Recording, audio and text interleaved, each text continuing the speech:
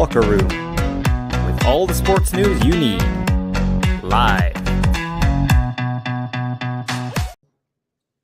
Good afternoon, welcome to a slightly later edition of the Locker Room. Just plans have changed, so we've had to come on a little bit later today. We're going to be here for an hour, 5 till 6. I am Graham Duffy. We're looking back at games from yesterday. Delighted to be joined on this Sunday afternoon by my good friend Regan Stevenson. Regan, how are you, mate? Doing well, Graham. I'm wearing the colours of wine to celebrate the great result of your team yesterday. A great weekend of Scottish football. I'm looking forward to talking about it for 60 minutes. Good stuff. We will get to those games very, very shortly, but a game that has just finished at Easter Road, a game that didn't mean anything, but it has finished Hibs 0, Aberdeen 4, goals from Clarkson, Polvara, Majolski, and 16-year-old Fletcher Boyd scoring his first goal for Aberdeen, which now puts Aberdeen to the best of the rest. Motherwell now in 8th, Hibs down in 9th. Now, the game meant nothing, Regan, but how big a blow is that going to be for Hibs? Easter Road beaten 4-0. Montgomery's under pressure already. How big a blow is that going to be? Yeah, actually, just come in the house there about 5 minutes ago, and I switched on the match, and Aberdeen just scored a fourth goal, Graham. So I think it's maybe the end for Mick McClummery. Don't know what you think, but played Ross County last week, not very good there, and then playing again today, beaten by a big margin at home as well. I don't think the fans will be very happy. So I think it could be the end for that manager at Easter Road. But yeah, a big win for Aberdeen, and they seem to be doing well since they've went into the bottom 6. I don't think they've lost the game since actually Peter Leven's taking caretaker charge. They've done very well. Now, again, Majolski has scored today. Were you slightly surprised that he wasn't nominated for Player of the Year? Yeah, I think I was probably ahead of James Tavernier. Even though I think Tavernier's been good, I don't think he's been outstanding. I think that just shows you what Rangers' season's been at.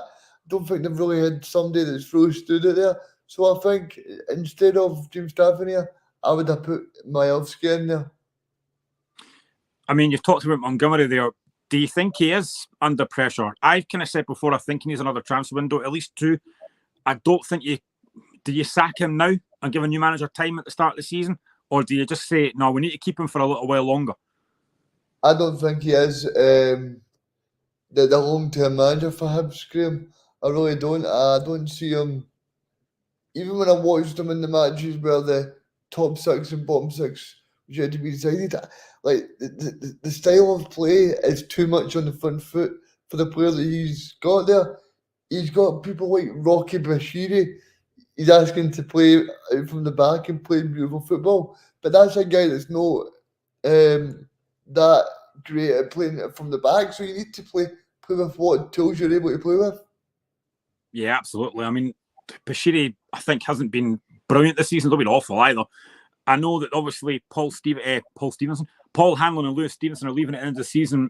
They've been very good servants for Hibs. They have been, and I think I'm right in saying that Paul Hanlon and Stevenson got the one Scotland cap with that when Scotland went to Mexico those years ago when Alex McLeish and Peter Grant were in the management team. So yeah, those guys have achieved so much, but they'll be a big miss to the dressing room. I mean, just on Aberdeen, obviously they're going to get Jimmy Thielen in, the manager from Ellsberg. If he looks at that squad, do you think he would look at that squad and think, do you know what, I've got something to work with here? Or is it going to be a complete rebuild of that squad in the summer? I think he has got something to work with, Graham, but he also needs to be backed as well and show that, right, well, Aberdeen have got the backing of Dave Cormack, but they also need to show a bit of ambition as well. But I think there's a bit of a sensible approach needed, because if you look at last summer, Aberdeen probably spent too much money, and now they're in the bottom 6. So it's a bit of a they'll be trying to see what this manager can do, but they'll also not want to put themselves in trouble either. I don't know if they'll maybe go to the Swedish league where he knows best and say, right, well, if you know everybody in the Swedish league who could possibly be good, then that's something that you could be very good at, because that's what Ange Postecoglou did when he came here.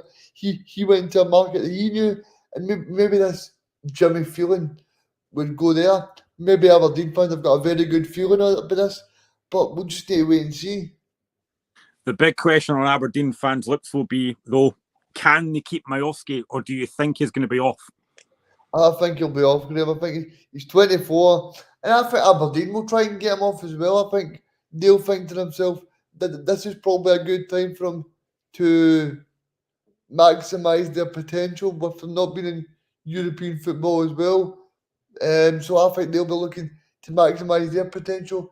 I don't know how much you think that they could possibly see for him, but I think they'll be trying to maximise their potential and get the most that they can. I wouldn't mind him at Celtic, Graham, because he's somebody at 24 years of age that's still got a lot of growth in him as well. And these are the kind of players that Brendan Rodgers likes to work with as well. I mean, we've seen that with John McGinn. Brendan tried to get somebody in the Scottish market before, and then Celtic were trying their best not to penny pinch and not spend the money required. And we've seen what John McGinn went on to do. It does feel, I said this on Friday, it does feel crazy to be thinking of Hibs against Aberdeen as a bottom six fixture. Surely they've both got to be better next season. They can't find themselves in that position again, surely. Yeah, they have. And I think for the green side of Edinburgh especially, Graham, it's all about natural progression and showing signs of progression. I mean, I think that squad needs a ripped up and start again. I think Marcondes has looked pretty decent from coming in January from Bournemouth, but I think you look at the squad, same squad that's been there for years. Like the couple of guys you're looking for, like that opportunity is like Adam Lafondra and Martin Boyle, but anybody else you don't see them scoring many goals. No, absolutely. Well, that was the game that took place today. Hibs 0, Aberdeen 4. Magnificent victory for Aberdeen. But two teams that are certainly not in the bottom six and will never be in the trouble is the game at Celtic Park yesterday. Celtic 2, Rangers 1, which pretty much guarantees that Celtic win the title. They're now 6 points ahead. Celtic took the lead on 35 minutes through Matt O'Reilly. They made it 2-0 with a Lundstrom own goal. I don't know what he was thinking about there. Rangers did manage to get back in the game through Dessers after 40 minutes, but then Lundstrom is sent off for the most obvious red card challenge you will ever see in your life. And I do not understand what Kenny Miller's talking about, because that's a straight red card all day long. But Reagan, what was your general thoughts on the game and Celtic's performance yesterday? Well, taking it from minute one in the game, Graham, Celtic started off really well. James Forrest, great ball in, and I thought Celtic actually scored being at the match. I thought it was going to be a goal, but yeah, fair play to Jack Butland. He's a great goalkeeper and he's showing his worth again. Celtic then had a great chance through Kyogo, which they probably should have scored again to make it 1-0, but then the great goal comes through Matt O'Reilly. Great ball from James Forrest, and then a great finish from Matt O'Reilly. He's somebody that I expect to leave Celtic for sure in the summer. I think he'll be off. But yeah, fair play to him. And fair play to Celtic, because I thought they completely dominated the match. Of course, after Celtic go 2-0 up, Graham, the little bit of jeopardy once Dessers gets that goal. But yeah, I think Celtic completely dominated the match. I think Rangers didn't really have a shot on target, but yeah, I think there's a lot to work on for Rangers as well, because you look at that squad and you think to yourself, who can you rely on? Because like you're watching it yesterday and you're saying, okay, it's 2-1, but you can never actually see the Rangers players stepping up. Like, I looked through that squad yesterday, and especially it was shown as well when they brought on Scott Wright, and I'm thinking to myself, I don't understand why they're bringing him on, because like I would have played Todd Cantwell ahead of him, and I just don't know. If you're looking for a goal, I wouldn't have brought on Scott Wright. But yeah, it just shows you the squad depth definitely needs to be improved. But the fact that Celtic get that 60 million, it'll be interesting to see where Rangers go in the market. Yeah, but like you said there, I think Kenny Miller's an absolute howler with that. I mean, I seen it in the stadium, Graham, and as soon as it happened, I said to the guy next to me, I said, "That's a definite red card." You could feel it in the stadium. Like it's not like I didn't need VAR to tell me once or tell me twice.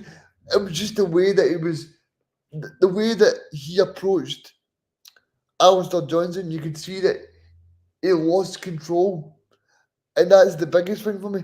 Like, see when he, like, I know again, Kenny Miller was saying that Alistair Johnson planted his foot, but it's the way that John Lundstrom is out of control for me that I can see right away as a red card, and the fact that Kenny Miller's saying that if Far wasn't here, it would be a yellow. But I think I don't know what you feel, Graham, but I think that's the kind of the ones that you want VAR to be involved for. You want VAR, you want VAR to be punishing tackles like that. See, you, Michael, and Alice did a really good show on Monday about the SFSA, and you talked about VAR, and I was watching it, and if I'd done the show earlier, then I could have asked Alice to this. But I've said this previously, right? A lot of folk want to get rid of the VAR, and I get it. People don't like it, but I've always said it's not VAR that's the problem; it's the officials. But yesterday was a prime example of when it does work. The official in VAR has seen that. Willie Collins given the yellow card, but the referee in VAR has seen that and gone, actually, you need to look at that because that's a red card. I was on the way into the Hearts game yesterday on the bus, so I didn't see the game. But such as a power of social media, I could see on Twitter what was happening. So I only had to look at that once, and I saw it and went, it's a red card. It's a red card all day long. Then I listened to Kenny Miller and think, what are you talking about? How are you getting so passionate about that saying it's not a red card? He's late. He's reckless. It's a potential ankle breaker. I do not understand how Kenny Miller is the only pundit that has looked at that and said that's not a red card. It's a sending off every day of the week. I don't get how he doesn't think it's a red card. Yeah, and the only thing that I can say for Kenny is he's talking about the fact that VAR slows it down and the VAR that does that. But if that's on a Rangers player, if Alistair Johnson does that to Silva, he's asked for the referee to go over there and change it.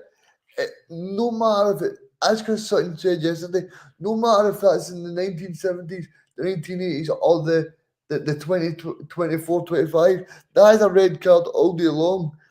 And like I knew as soon as the challenge was made, I went he needs to go. He needs to go and review that.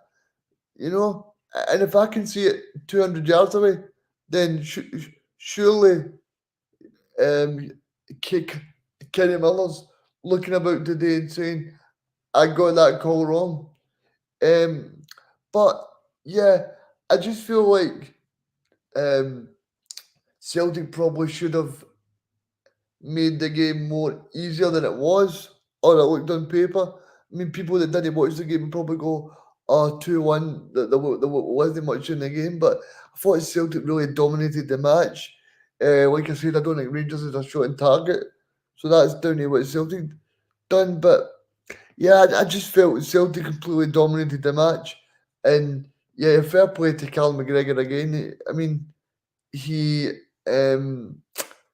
I thought Cal McGregor stole the game again.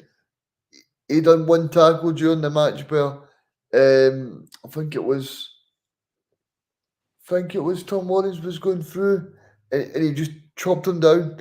And you thought that is really good play because he spotted that this could lead to a proper chance for Rangers to get in. So yeah, I thought Cal McGregor was outstanding, and fair play to him for doing that because I think the last 2 weeks are the first big two matches that Celtic have had to deal with. People were saying, would the Hearts match and the Rangers match be potential banana skins for Celtic? But Brendan Rodgers does what Brendan Rodgers does in Scotland, Graham. He wins titles, he knows how to do it. And I think one of the biggest factors over the past few weeks, Graham, is how he's dealt with it in the media. I think what he's done in the media is he's calmed everything down. And what he does is, Graham, he says little nuggets, which then puts pressure on the opposition as well. But he's not being disrespectful to the opposition. He's just putting pressure on them slightly. And I think if you're Brendan Rodgers, you can be very happy because there was pressure on Brendan Rodgers at the start of the season. I mean, we can go back to March time when Hearts went to Celtic Park and they won 2-0. I mean, Bernabeu was coming on the park. Santa Claus was coming on the park and getting booed. There was a lot of things that were happening in Celtic Park where people weren't happy, and things were happening in Celtic Park that we were saying is Brendan Rodgers getting backed properly by the board? Is is everything well? And then Bernabeu leaves, and then there's a bit of unity within the squad in terms of everybody knows their place now. And I think a player that we need to speak about, Graham, is Tony Ralston. He come on to the game yesterday after the tackle from John Lundstrom, and I thought he played really well. I mean, this is a guy that's not played for a lot of the season, and he did very well yesterday. He's probably in my shout for the Euros as well, because if you look at Aaron Hickey, nowhere to be seen and is still injured at the moment. So I think Anthony Ralston is definitely in with a shout of taking that spot for the European Championships. Definitely. Yeah, I saw that mentioned yesterday by somebody else on Twitter, actually. I mean, he doesn't seem to ever let Celtic down when he comes on. I'll come back to talk about Celtic in a minute. Good afternoon to Hashbury Stumble, who says proper use of VAR. I'll come on to Celtic in a second, but just on that, see if I'm Philip Clement, if I'm a Rangers teammate, I'm raging at Lundstrom for that. You've just got yourself back in the game at 2-1 with that header from Dessers. You're back in the game. There's a little bit of doubt creeped into Celtic players' minds, and then you go and do that. If I'm a Rangers player, I would be furious at Lundstrom for that. Yeah, I think Neil Lennon said it. I was home yesterday, Graham, when I listened to Neil Lennon on Sky, and he said it as well. If you're if you're any of the Rangers teammates, you'd be absolutely furious because at 2-1, you've got Celtic on the ropes, you've got a full stadium, kind of getting nervous, but you've just kind of handed the whole match to Celtic by getting that player sent off. And then Celtic get the penalty, and you think to yourself, is it the actual opportunity for Rangers to get back in the game? But I thought after the Dessers chance, Rangers didn't really offer much.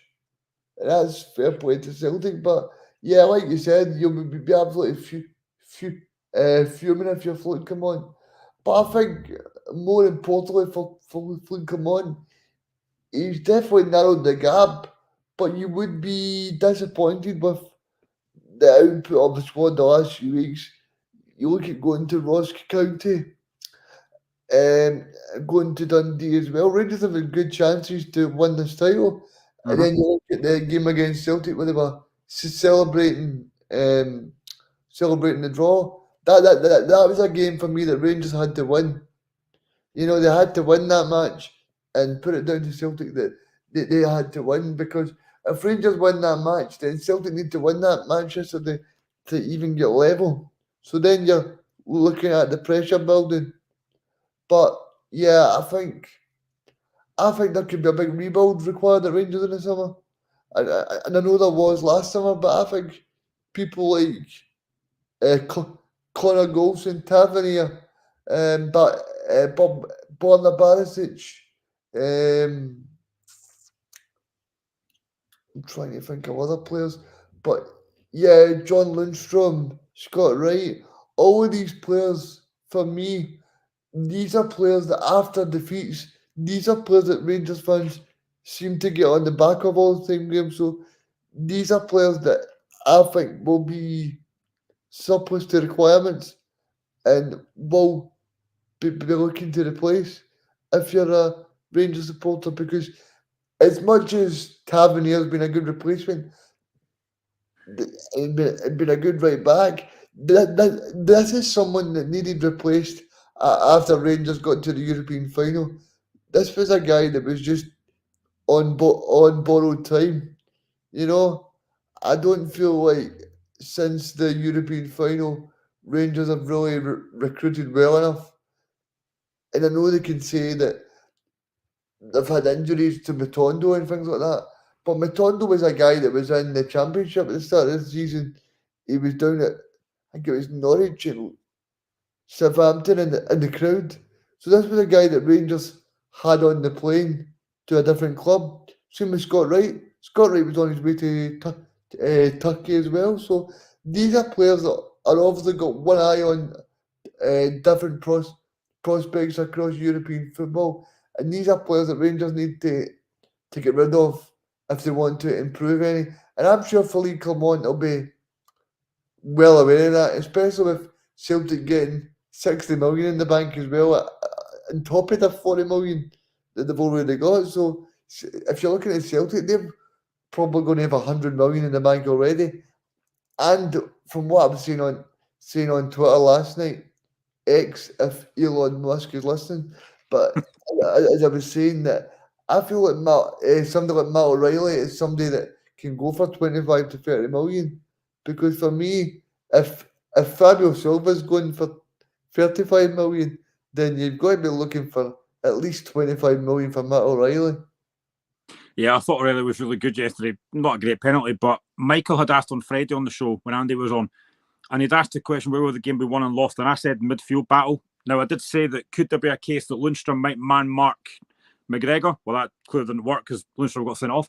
But I think they tried to get Tom Lawrence to sit on him. And again, it just didn't work because McGregor's too intelligent. Again, I just thought that Celtic midfield was just far, far superior to anything Rangers really had. Yeah, McGregor's like a master in these games, Graham, where he just, every one of these games, he just becomes the best player on the pitch. And Rangers just can't deal with that. They can't deal with McGregor being this imposing figure on these matches. And I know Todd Canwell made a comment the other day about that he's got more hunger than McGregor. I mean, this is Todd Canwell that wasn't able to get on the pitch for the full 90 yesterday.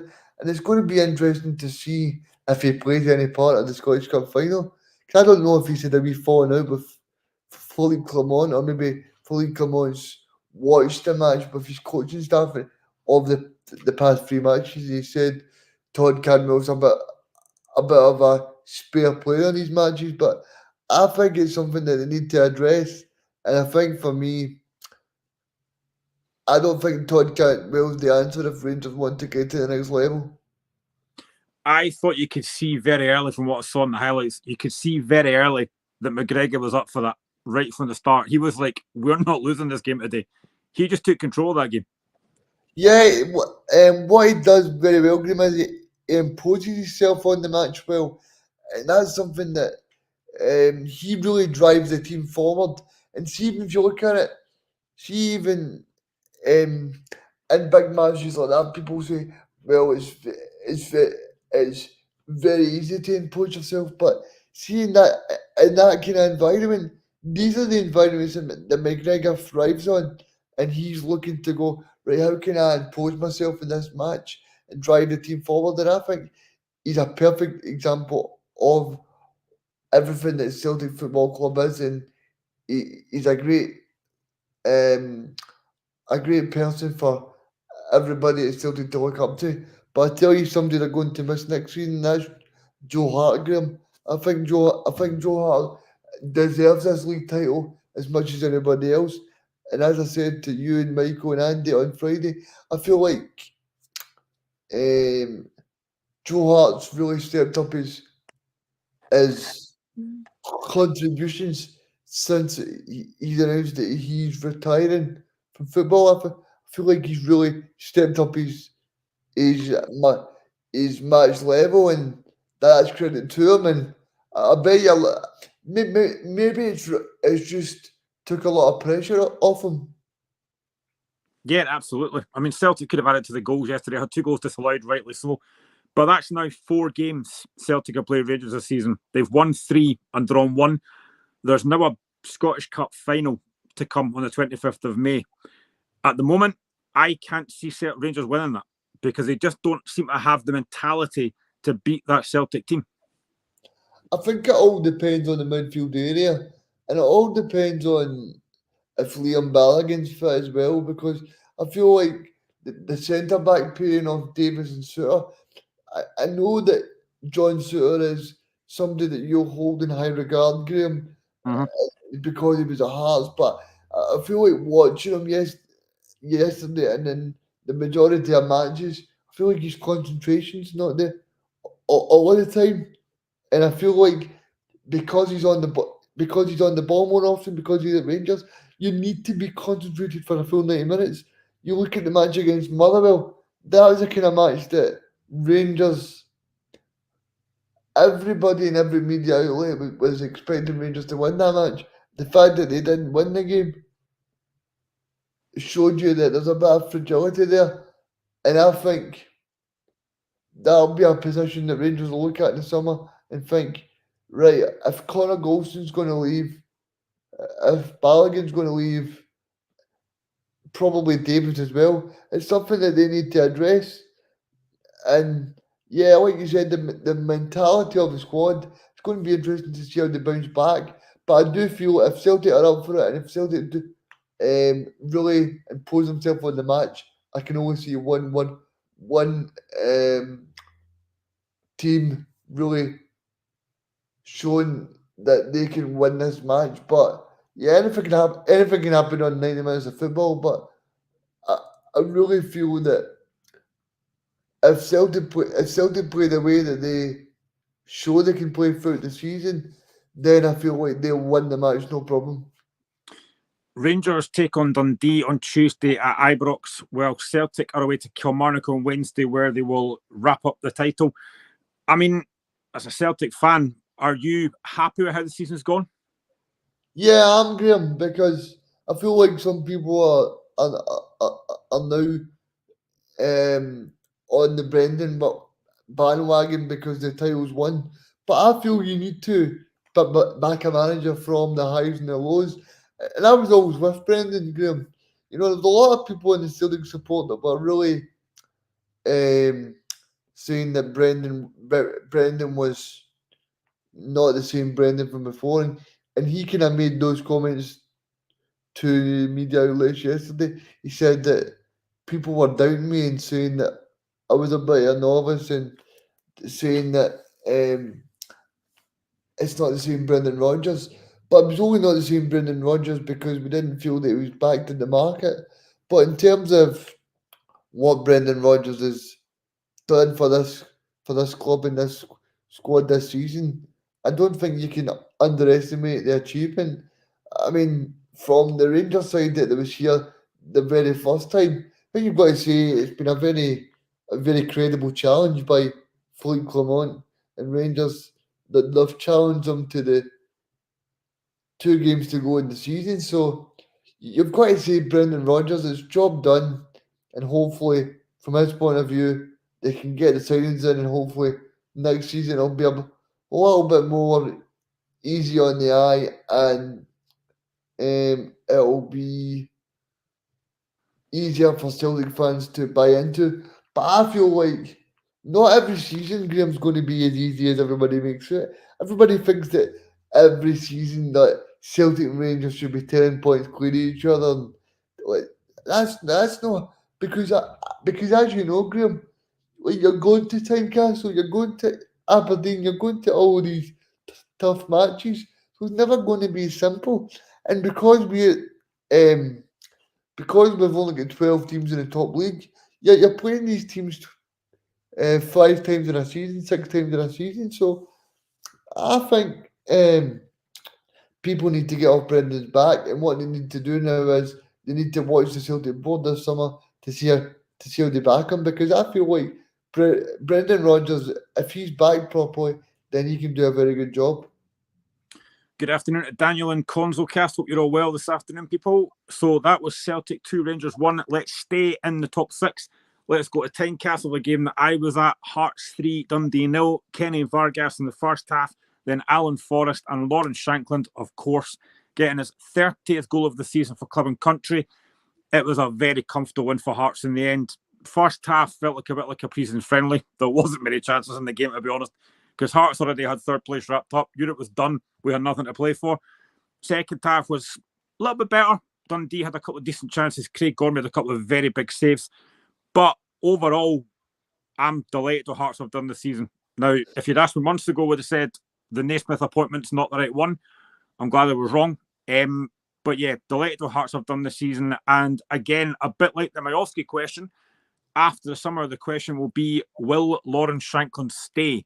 As a neutral, Reagan, what do you think? Do you think Shankland will still be a Hearts player next season, or do you think he's going to be off as well?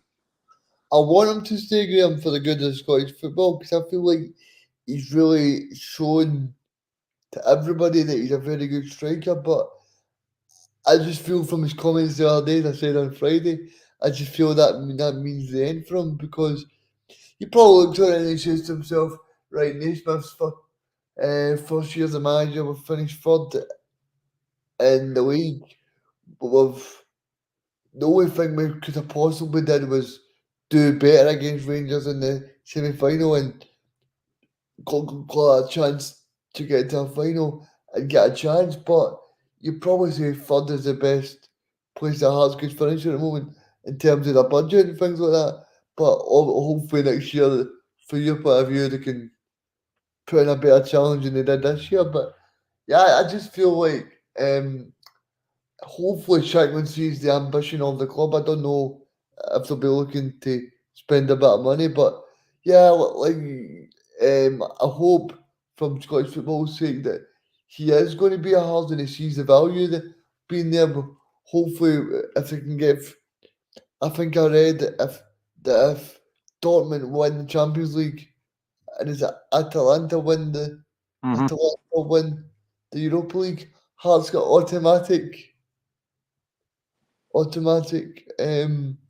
Europa League football, so that would be amazing, and I quite fancy Dortmund to do it because I'm at this stage I'm fed up of Real Madrid winning. Question for Reagan, Consolecast. Reagan, who would be your replacement for Joe Hart? People were saying Gallagher, but I think he'll stay with Liverpool. Who would be my replacement for Joe Hart?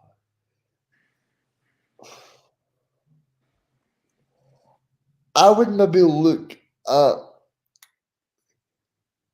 possibly trying to go, if you look at some of the goalkeepers that are down south, possibly second or third choice at some of the kind of lower end clubs, just like Rangers did with Jack Butland last year.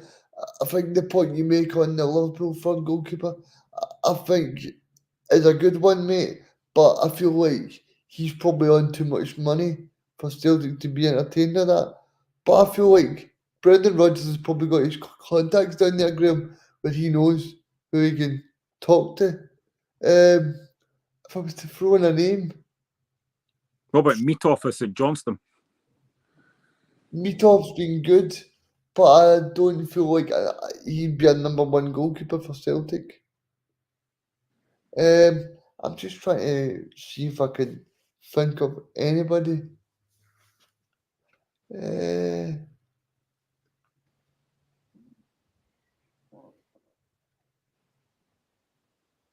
Maybe Fraser Forster again. Fraser Forster down at Spurs. Second choice down there. Something like that you can really rely on. Or maybe we go down the route of something like Tom Heaton trying to get his career back. He's at Man U at the moment. He's took Jack Butland's place at Man U.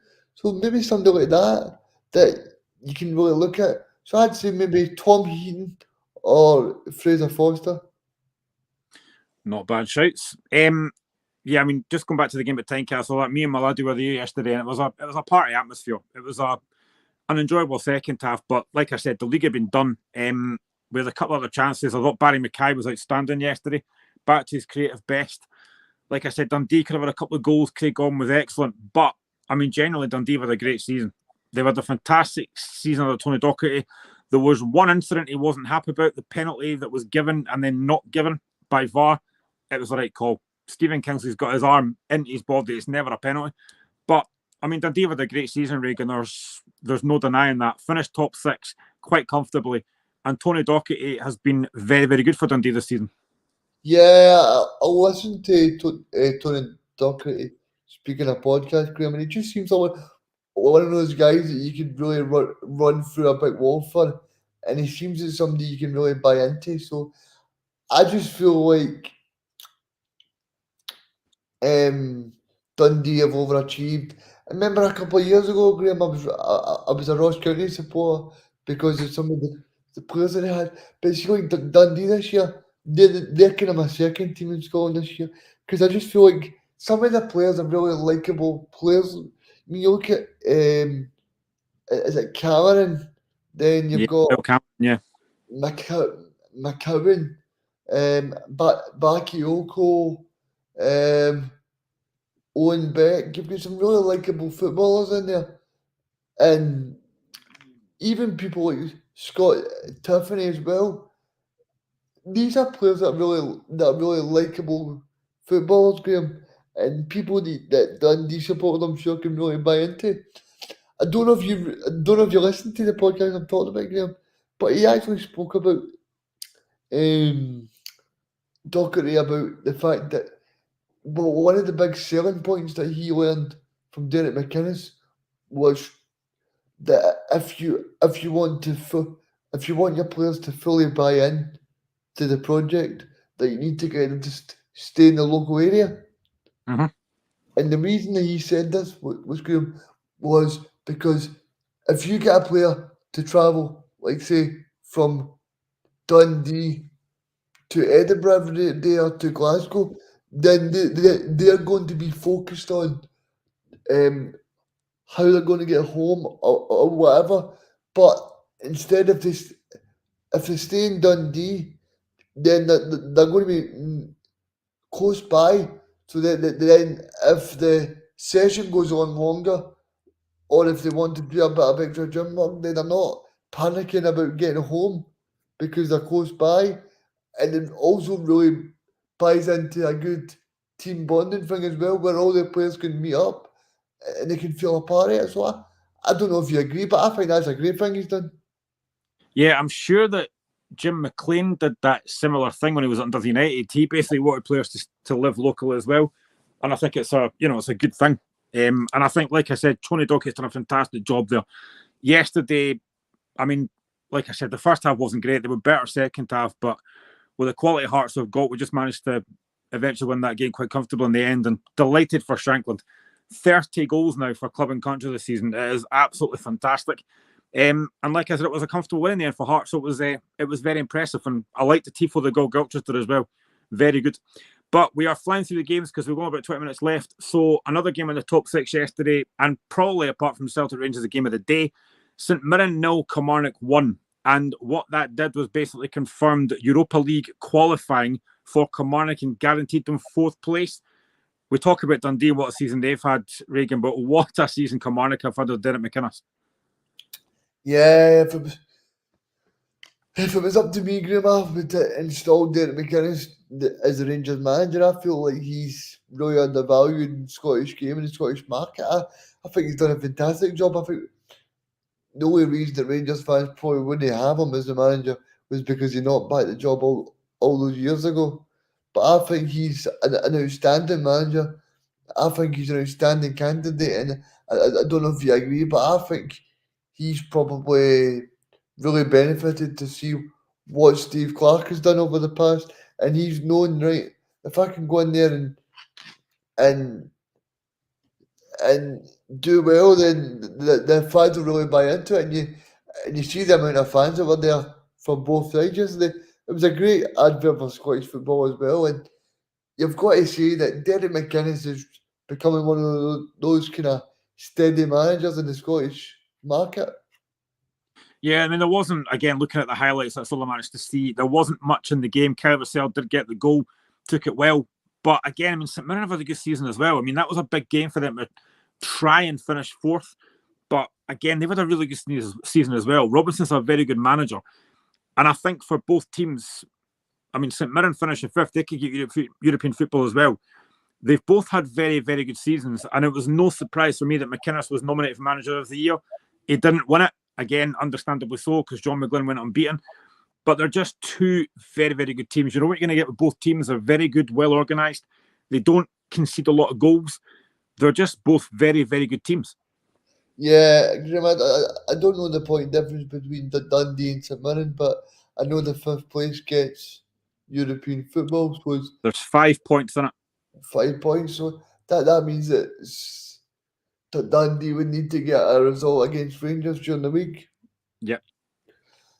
I mean, I wouldn't back against them because I feel like Ibrox could be a really difficult place to go on Tuesday, because after Rangers kind of losing the league against Celtic, that could be a really difficult place to play Ibrox. And Tuesday night, it could get kind of volatile, I feel.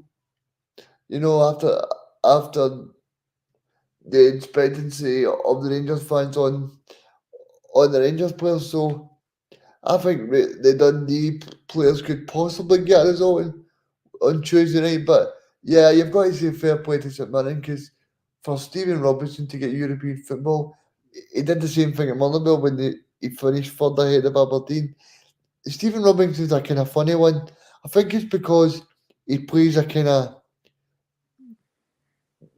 difficult to beat, but so it's no a kind of attractive proposition. Whereas if you look at kind of Derek McInnes, even though he plays kind of hard to beat, it still is a little bit front footed at times. But I think Stephen Robinson's a little bit more like a kind of bags against the walls approach.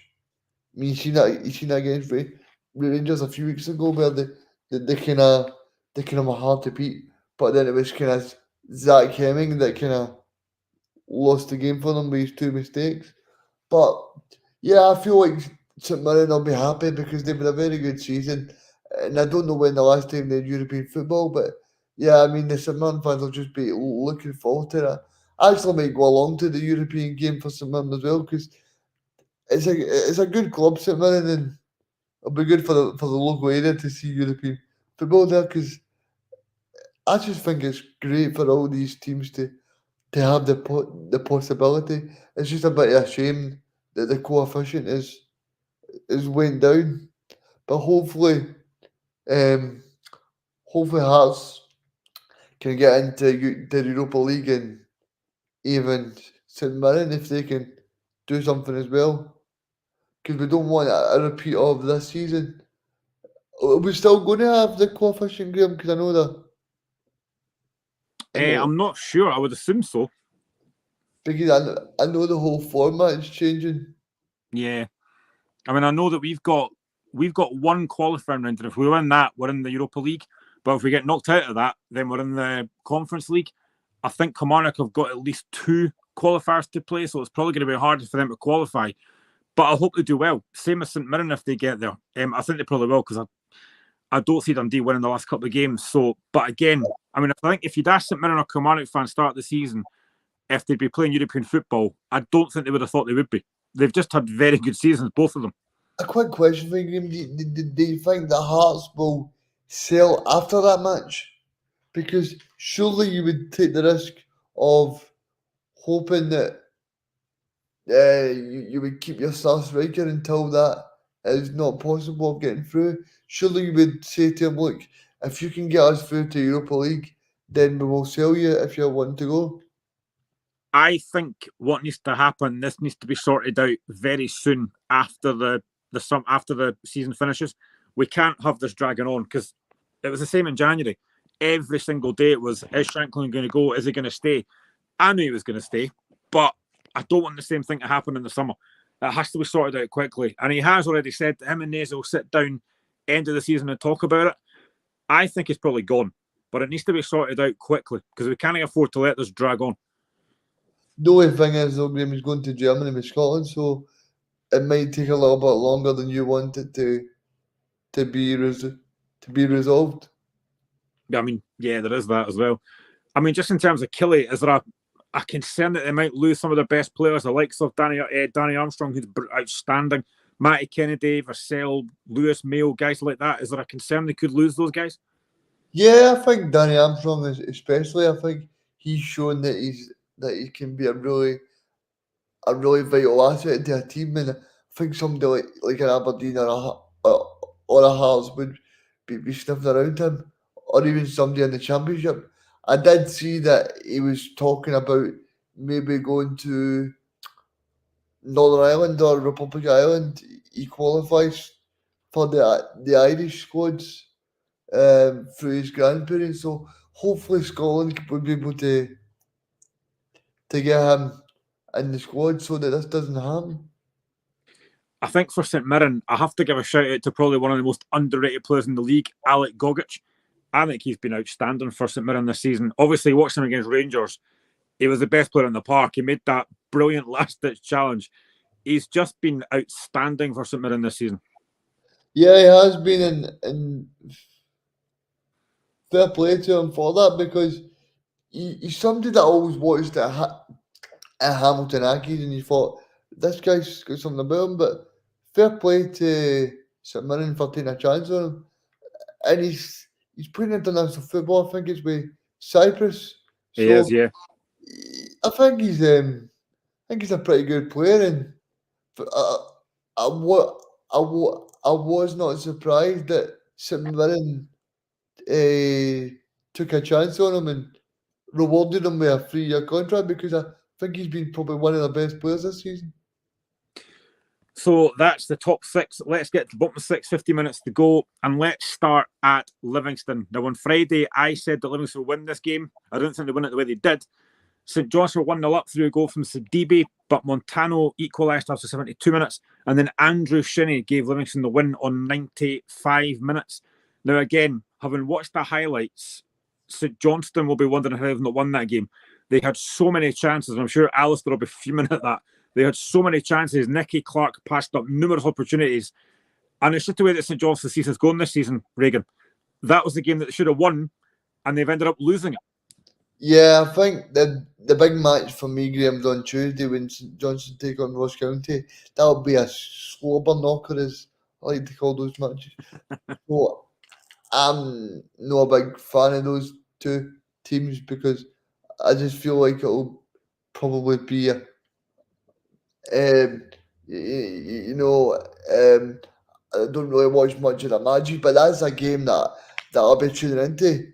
As much as I'm not a fan of St Johnstone or Ross County, I feel like that's a game you want to watch, St Johnstone versus Ross County on Tuesday, because it's going to be a slobber knocker, like I said, and somebody that's really stepped up to the mark recently for Ross County is Simon Murray, and you've just got to say that I think St Johnstone look okay, but it's a case of, I watched Burnley play against Spurs yesterday, and it's a case of these teams down the bottom, Graham, they just can't seem to put the ball in the back of the net.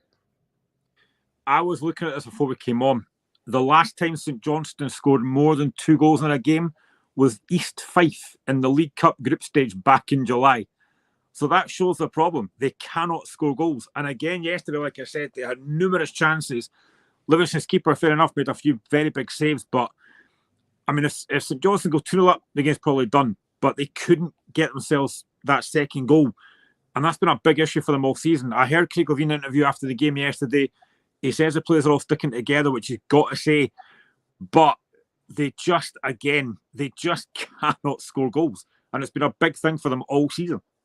Yeah, I think you'll be fed up with the number of opportunities they're having and no taking them. But yeah, fair play to David Martindale, because he's got a small budget there, and he's really the last couple of games they've kind of restored a bit of pride there.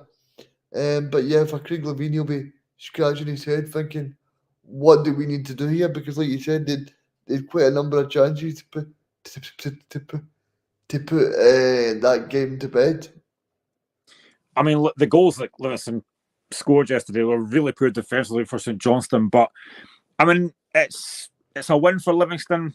We all know that they are down, but it's a decent win for them yesterday. But I've said this before. Now, the Championship is a difficult league to get out of. I genuinely believe, and I've said this previously, I think Livingston could be in the Championship for a while because it's going to be very difficult next season. Falkirk are coming up. Let's say, for example, Wraith were to come up and St Johnstone go down. You've got St Johnstone, Livingston, Partick, Airdrie, Falkirk, Dunfermline. It is such a hard league, and I genuinely feel Livingston could be in there for a while. Yeah, I don't think Wraith will come up, Graham. I think it'll be Partick Thistle will come up. Watching Partick Thistle on Friday night, I feel like they've got really decent players there, and fair play to Chris, the manager there. They lost quite a few players last year. Obviously, Docherty went to Dundee United.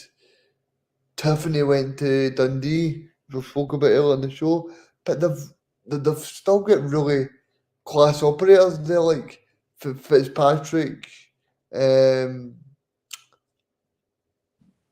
obviously still got Brian Graham, who is an absolute out-and-out goal scorer at the age of 35, I think it is. So fair play to him for that, because when you look at Partick Thistle, I just feel like they've got the bit between their teeth.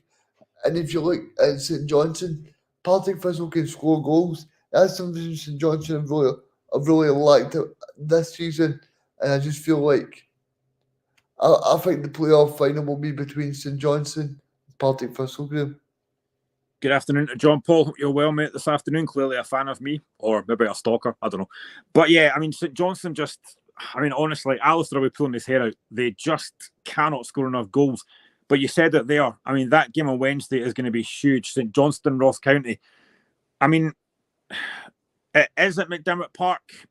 Who do you think is going to be in that playoff? Do you think it is St Johnstone or Ross County? Yeah, I think it is St Johnstone, because, like I said, I watched Ross County against Rangers.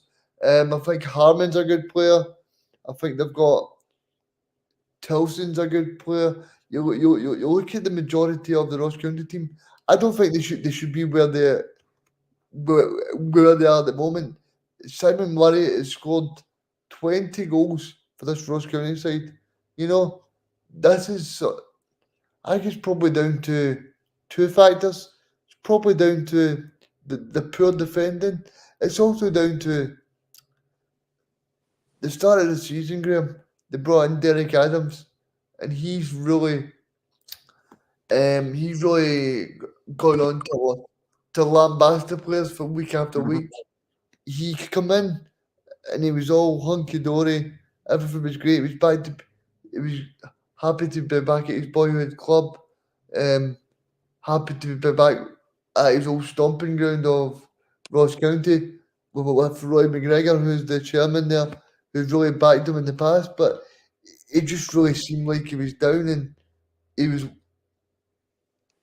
wanting to not be there anymore, because it's something that was really evident early on. He was lambasting the players, Graham. And I've never played football in my life for obvious reasons, but I'm sure if a manager was lambasting the players the way that he was, I wouldn't want to play for a manager like that. That was just every single week telling you that you were rubbish, that Scottish football's rubbish, that you need to buck up your ideas. It was like Neil Lennon during the COVID season. There's always so much that players these days can take, Graham. And see if you constantly lambast them and say they're not good enough, and that there needs to be big improvements. Some of that needs to be down to the management as well. Like, you need to take responsibility for what you're saying, and obviously, like, he can look back at his record, and he was talking near the end about that Morecambe's a better level than Scottish football, and these are things that you're not going to buy into the players if you're coming out and going, "Oh, Morecambe's a better level than the Scottish Premier League. You know, the players are not going to buy into you.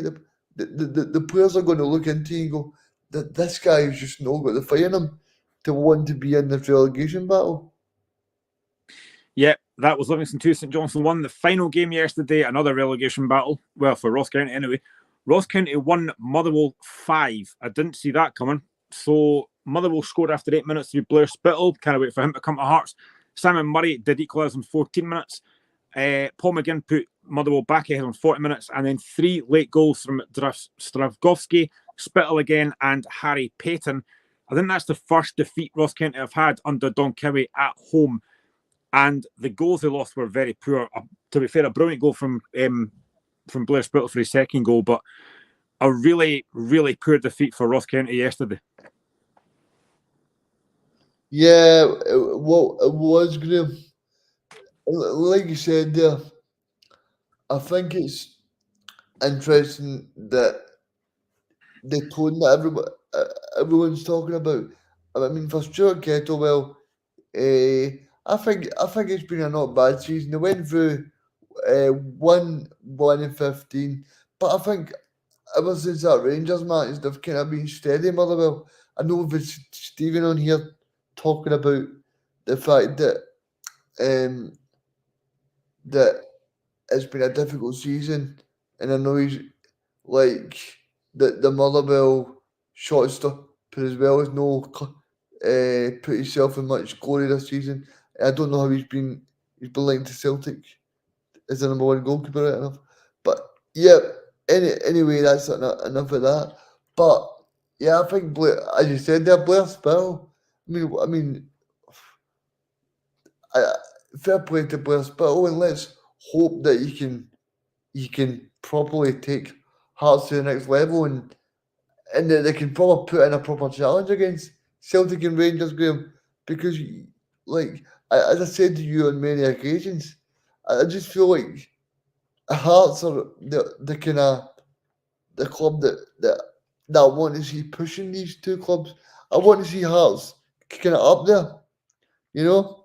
And this might sound ludicrous, but I think it's kind of refreshing, Graham. That I know that. Remember down in England when Leicester won the league, you want to see clubs challenge and be up there. I think it's refreshing for the Scottish game if you've got 3 teams going for it, and if you've got Hearts up there challenging. I remember George Burley, Rudy Scaccio. You know, Rudy Scaccio was a fantastic football player. Graham. He's probably, you know, what I mean, he almost joined joined Celtic at one point, and then he moved back to Hearts. But yeah, I just feel like Motherwell, I don't know how they'll look back on the season. They'll probably look back on it of we've secured our safety and we've done okay. But yeah, Blair Spittle, what a talent. 13 goals a season. I can't wait for him to come to Hearts. But you talked about Liam Kelly. I mean, Ross Laidlaw and Ross County goal had an absolute shocker yesterday. He was falling for at least 2 of those goals. Yeah, it was, and I know this might sound crazy, but I think Laidlaw's been really good for Ross County this season. He's actually kept him in a lot of games, and he's been really good against Celtic and Rangers and that. So I think it's just one of those days where it's the end of the season and the pressure cooker's there, and it's one of those ones where Celtic are really hoping that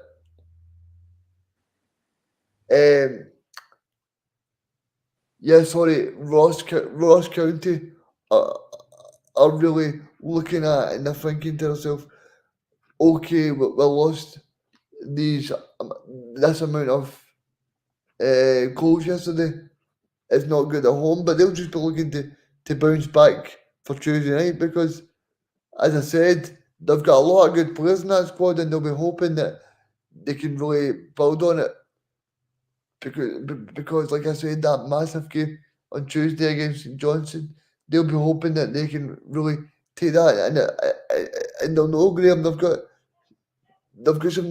some real match winners in that squad, like Simon Murray, Jordan Tilson, and it's a Harmon as well. So I feel like it's good. I think it'll be very interesting to understand where we are in the last match of the season, because I feel like Ross County will be absolutely fine. Do you think that defeat, though, especially 5-1, do you think that could have a negative impact for them going into that game against St Johnstone? Will that kind of spur them on? I think that game will take care of itself, because they'll know from the manager Don Cowie before the match, and obviously St Johnstone will know as well just how important that match is, and they'll understand that as much as St Johnstone that are not going to win a title, but they know that they've got brand new owners coming in, and the owner will want to be in the Premiership, because it's more attractive for an American owner to come in and to be able to go, well, my club St Johnstone is in the Premiership, so both clubs will know exactly what is at stake, and I'm sure Tuesday's match will be a cracker. So that is our hour up. I'll give you the midweek fixtures this week. So on Tuesday, it's Rangers Dundee at Ibrox. Wednesday night, we have Kilmarnock against Celtic and St Mirren against Hearts. And then we've got Aberdeen against Livingston, Hibs against Motherwell, and that big game in the relegation playoff, St Johnstone against Ross County. We are back next Friday. Thank you, as always, to Reagan for joining me this afternoon. Always a pleasure, mate. Enjoy your week. Hope you have a great week, whatever you're doing. We'll be back next Friday, 5 o'clock, usual time. We will see you again next week. See you later, people. Catch you guys.